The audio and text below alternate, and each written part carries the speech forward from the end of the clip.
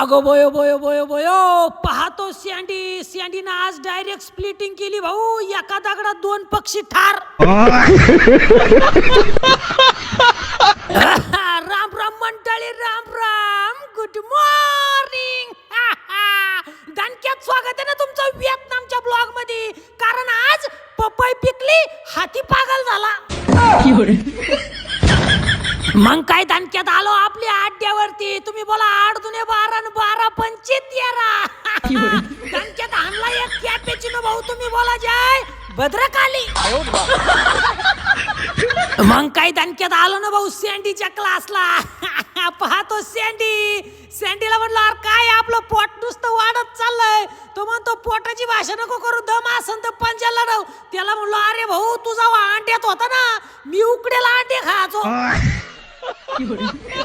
त्याला म्हणलो चाल भाऊ तू आता जिंकला, सगळ्याला 2 किलो शेंगदाणे वाट. असं म्हणल्या गडी लगेच प्रॅक्टिसला बी लागला. तो म्हणतो थांब मला थोडी प्रॅक्टिस करू दे, माझ्याकडे माईक दे म्हणतो. त्यानं माझ्याकडून माईक घेतला आणि झाले ना त्याचे सूर्यनमस्कार सुरू. बापरे, खरं सांगतो भाऊ तुम्हाला, सँडी बाळलंय गुणाचं. पोटाचा ड्रम आणि कमराचा खुळखुळा झालाय. गडी काही योगा करायला हटत नाही तुम्हाला सांगतो. एकच नंबर पार तुम्हाला सांगतो. चक्रसन बिक्रसन कधी कधी असं वाटत व्हिएतनामच्या भर चौकात याचा पुतळा बांधावा.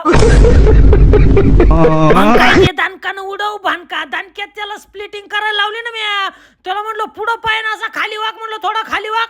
गडी म्हणतो अरे भास्कर बच्चे की जान लेगा क्या, पारमावाले फ्यूज उडाले. आयो योगा झाल्या सँडीच्या अंगात घुसली ना भाऊ गौतमी पाटील. लागला गडी त्यांना दण कांबार हलवायला. त्याला जोडी त्याच्या 2 मैत्रिणी. आयो तेवढ्यात भेटली ना गुडी. गुडीची मम्मी म्हणती माय गुडी लय हुशार. म्हणून गुडीला म्हणलो 3 दुने किती ग. ती म्हणती 3 दुने 5. तिला म्हणलो दुपारच्या सुट्टीत भात खाय आणि मग दाखला घेऊन घरी जाय. घरी गेल्या दाखला चुलीत घाल. गुडी जाग्यावर हँग झाली भाऊ. मग दणक्यात सँडीला बाय बाय ठोकला. तुम्ही घ्या दणक्यात फॉलो करून.